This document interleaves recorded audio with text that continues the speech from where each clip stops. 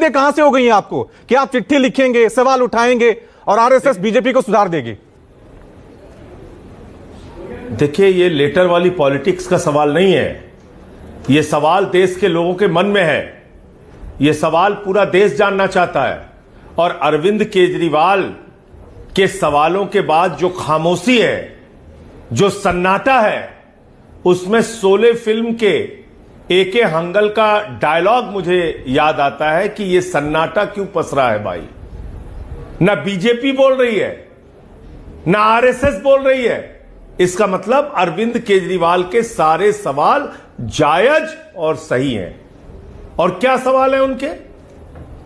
कि जो मापदंड आप दूसरों के लिए तैयार करते हैं, जो नैतिकता की, राष्ट्रवाद की बातें आप करते हैं, जो आप देशभक्ति और राष्ट्रभक्ति की बातें करते हैं और राष्ट्रभक्त होने का दावा करते हैं, उसके विपरीत एक सरकार काम कर रही है, उसके विपरीत मोदी जी काम कर रहे हैं, उसके विपरीत देश के प्रधानमंत्री काम कर रहे हैं। आपकी क्या जिम्मेदारी है?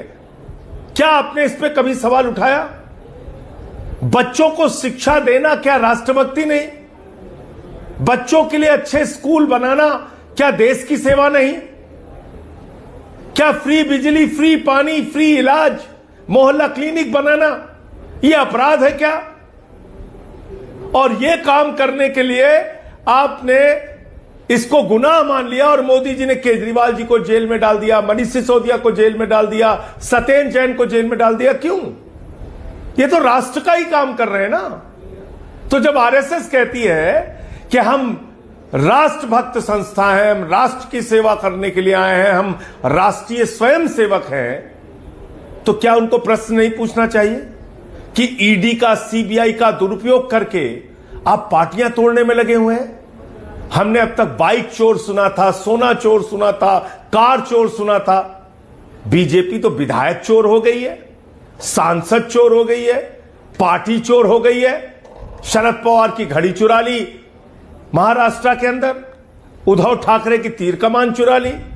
तो क्या ये मोहन भागवत जी को नहीं दिखता है? नहीं, लेकिन संजय जी, ये जो आपने पैसों का संजय जी लालच देके, दुरुपयोग करके ये जो आपने सवाल पूछे, ये भी तो सांकेतिक पॉलिटिक्स हुई ना। ये आरएसएस को क्या दिख नहीं रहा है पहले क्या कि महाराष्ट्र में सरकार टूटी या मध्य प्रदेश में क्या कुछ हुआ?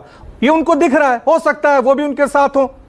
ये तो आप एक सांकेतिक पॉलिटिक्स कर रहे हैं। आपने उनसे कहा कि 75 वाला फॉर्मूला लागू कर दीजिए, वो लागू तो नहीं करेंगे ना।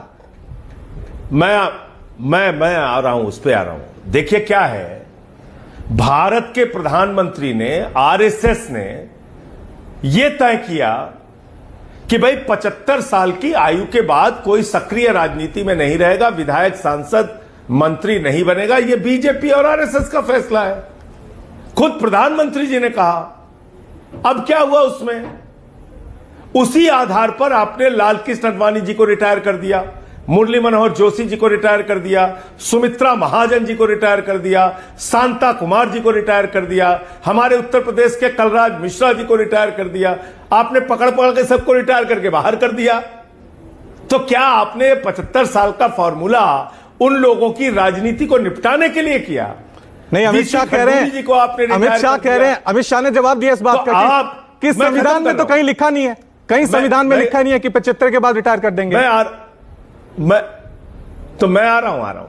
मैं ये कह रहा हूं कि जो फार्मूला देश के प्रधानमंत्री दूसरों पे लागू करते हैं, इस पार्टी के जन्मदाता पे लागू करते हैं, आडवाणी जी पे ही लागू कर दिया ये फार्मूला, तो मोदी जी पे क्यों नहीं लागू होना चाहिए?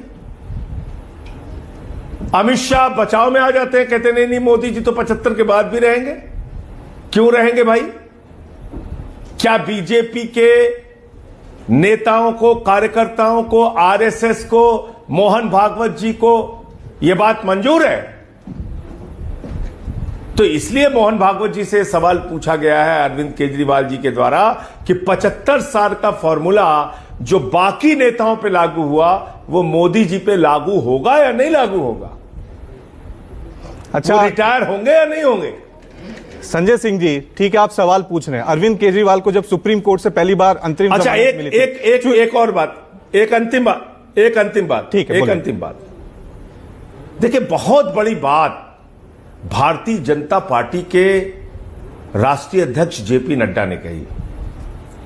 जब से आरएसएस का जन्म हुआ या जब से बीजेपी बनी या जनसंघ भी थी, किसी भी जनसंघ और बीजेपी के राष्ट्रीय अध्यक्ष ने यह कभी नहीं कहा कि अब हमको आरएसएस की जरूरत नहीं है।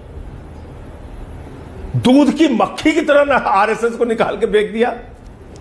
ये तो आरएसएस के जो स्वयंसेवक हैं, जो कार्यकर्ता हैं, संजय जी, यही सवाल उनके मन में क्या भाव है? यही सवाल के मन में क्या भाव है? यही सवाल मैं आपसे सवाल पूछ रहा हूं कि जब अरविंद केजरीवाल आए थे, सुप्रीम कोर्ट से जमानत मिली थी, उन्होंने कहा था क्या बेटा संजय जी उन्होंने कहा था क्या बेटा इतना बड़ा हो गया कि मां को आंख दिखाने लगा? ठीक है क्या बेटा इतना बड़ा हो गया कि मां को आंख दिखाने लगा? मातृ संस्था है ना आरएसएस।